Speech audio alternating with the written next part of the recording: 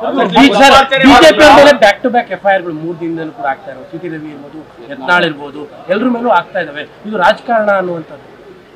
ರಾಜಕಾರಣ ಮಾಡಕ್ ಹೋಗೋದಿಲ್ಲ. ಅವರು ಬಾಯಿಗೆ ಬಂದಾಗ ಮಾತಾಡಿದ್ರೆ ಕ್ರಿಮಿನಲ್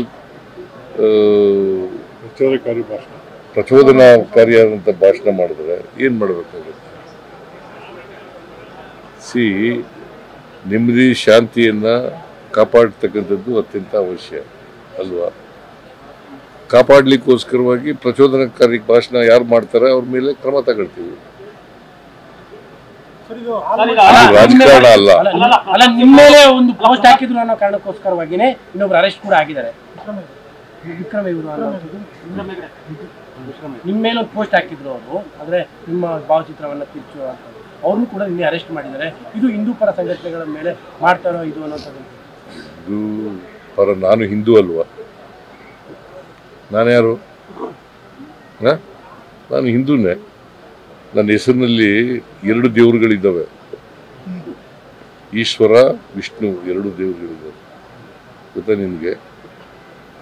ಸಿದ್ಧ ಅಂದ್ರೆ ಈಶ್ವರ, ರಾಮ ಅಂದ್ರೆ ವಿಷ್ಣು, 2 ಹೆಸರುಗಳಿದ್ದಾವೆ, 2 ದೇವರುಗಳಿದ್ದಾವೆ. ಸರ್, ಈಗ Maharashtra CM Almatti dam height ಮಾಡ್ಲಿಕ್ಕೆ ಅಪೋಸ್ ಮಾಡಿದ್ದಾರೆ. ಒಂದ್ ಕಡೆ Maharashtra CM Almatti dam height ಮಾಡ್ಲಿಕ್ಕೆ ಅಪೋಸ್ ಮಾಡಿದ್ದಾರೆ, ಇನ್ನೊಂದ್ ಕಡೆ ಮಹದಾಯಿಗೆ ಗೋವಾ, ಮೇಕೆದಾಟಿಗೆ ತಮಿಳುನಾಡು ಅಪೋಸ್ ಮಾಡುತ್ತೆ. ಟ್ರಿಬ್ಯುನಲ್ಲೇ ಕೊಟ್ಟಿರ್ತಕ್ಕಂಥದ್ದು 519 ಮೀಟರಿಂದ 524 ಮೀಟರ್ವರೆಗೆ ಏರಿಸಿ ಅಂತ ಟ್ರಿಬ್ಯುನಲ್ ಅವರು ಹೇಳಿರೋದು. 2010ರಲ್ಲಿ ಹೇಳಿರೋದು. 15 ವರ್ಷ ಆಯ್ತು. ಅದು ರಾಜಕಾರಣಕ್ಕೋಸ್ಕರ ಮಾಡ್ತಾ ಇದ್ದಾರೆ ಅಷ್ಟೇ. ಒಂದ್ ಕಡೆ ಗೋವಾ ಮಹದಾಯಿನ ಅಪೋಸ್ ಮಾಡುತ್ತೆ, ಇನ್ನೊಂದ್ ಕಡೆ ತಮಿಳುನಾಡು ಮೇಕೆದಾಟನ್ನ ಅಪೋಸ್ ಮಾಡುತ್ತೆ.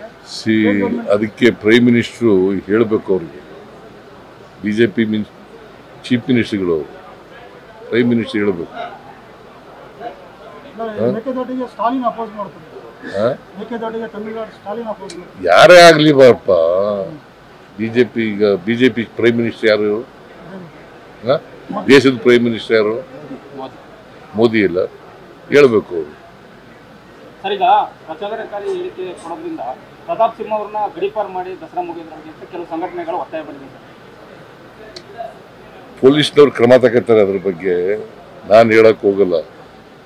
ಅವರು ಶಾಂತಿ ಭಂಗ ತರ್ತಕ್ಕಂಥ ಕೆಲಸ ಮಾಡಿದ್ರೆ ಪೊಲೀಸ್ನವ್ರು ಕ್ರಮ ತಗೋತಾರೆ.